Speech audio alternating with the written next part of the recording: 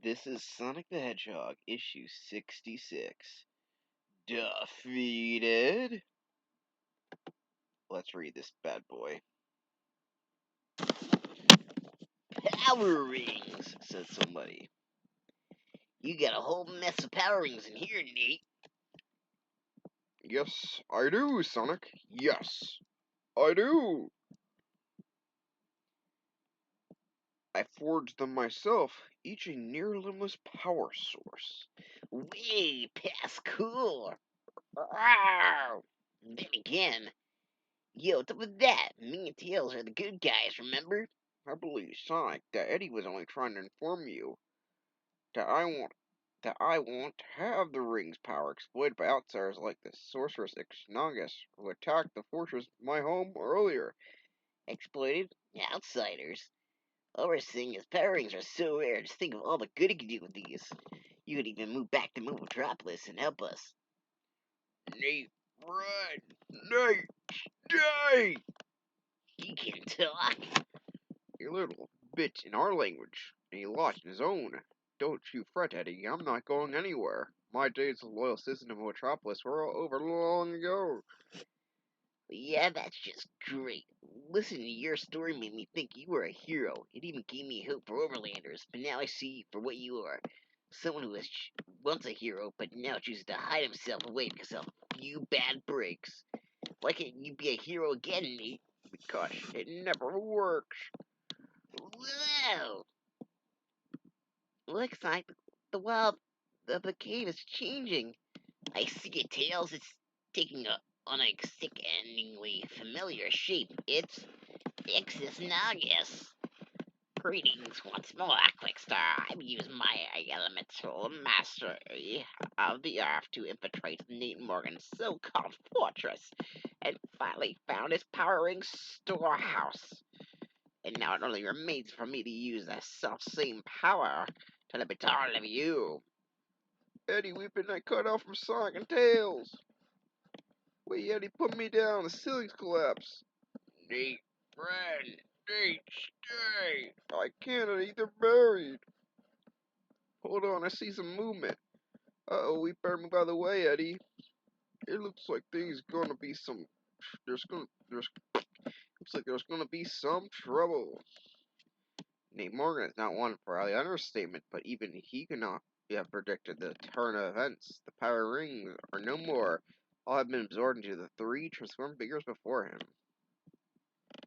But just how many rings of each of them used to bolster their own unique abilities? 50, 100, 1,000?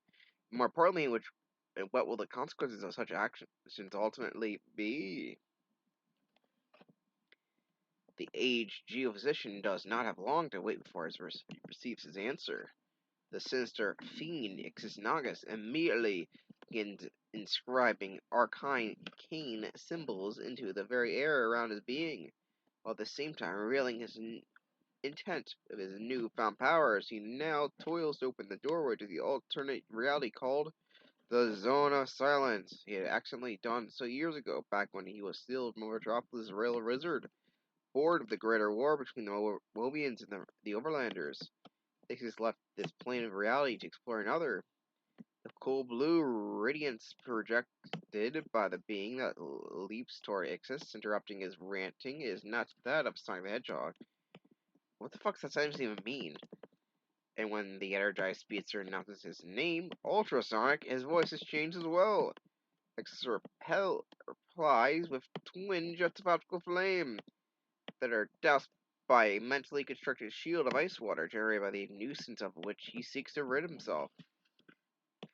While Ultrason quickly relays the situation to his airborne ally Hypertails, the Zone of Silence begins to spill into the reality at Ix's behest. For as the other place that the former royal wizard found his magical skills greatly enhanced, and for as long as he remained there, he would always be a being of absolute power. Hypertails then sets his squadron of feathered familiars upon the villain to make his short history won't repeat itself. A wave of more than a capable claw, Hypertail's sharpening charges are suddenly frozen in flight. Nate, run! Nate, stay! No, Eddie, I can't let this go on. The combatant's fury escalates with each passing moment.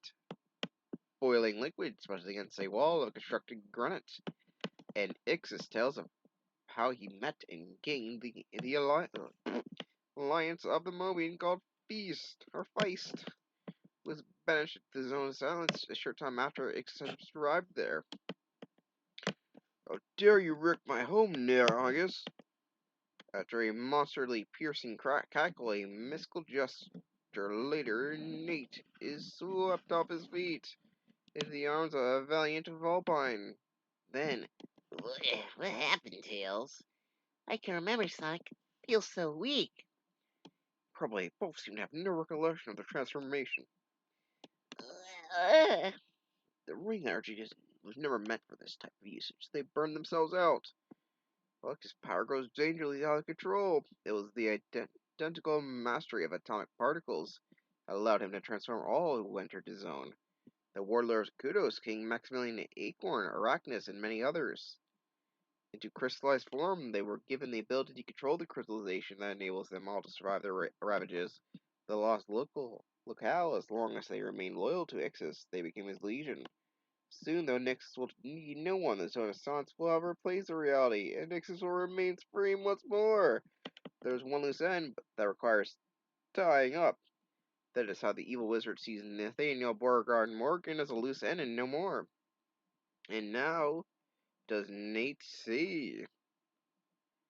In a new light, an instant later, and the battle is over.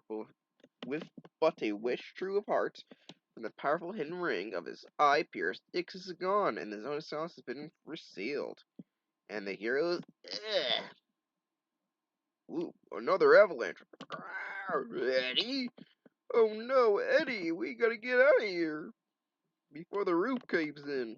I'm on it with my triple S spin.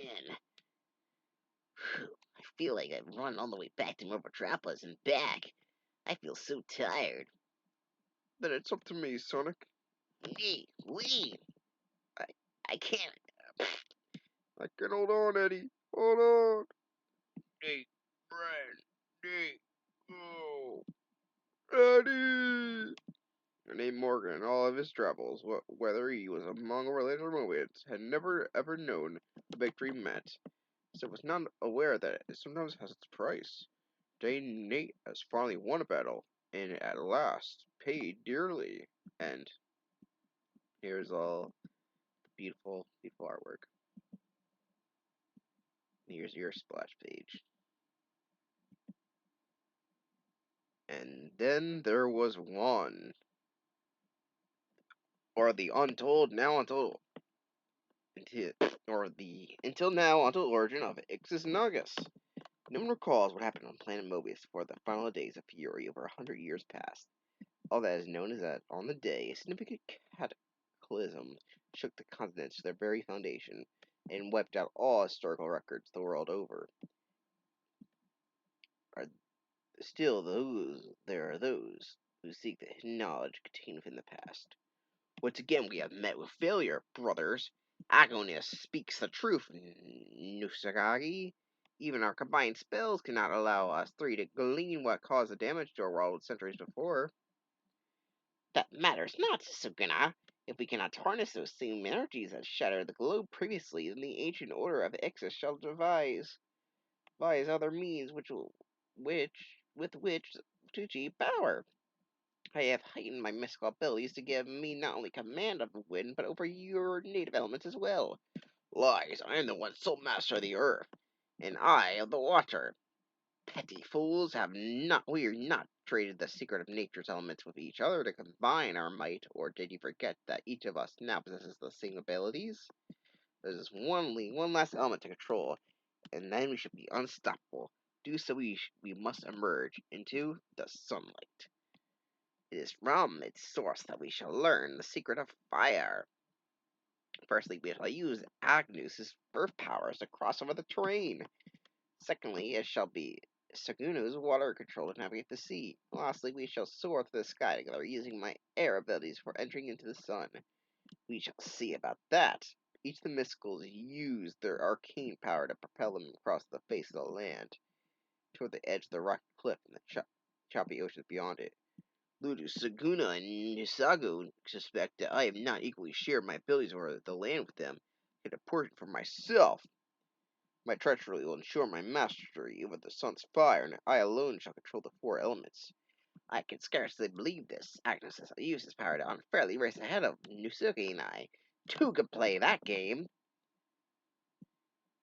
That traitorous Crane! He cut a portion of his water-wielding abilities to make him more adept at swimming undersea. How utterly shellfish! Now Saguna has the lead. He must not be allowed to reach the sun first.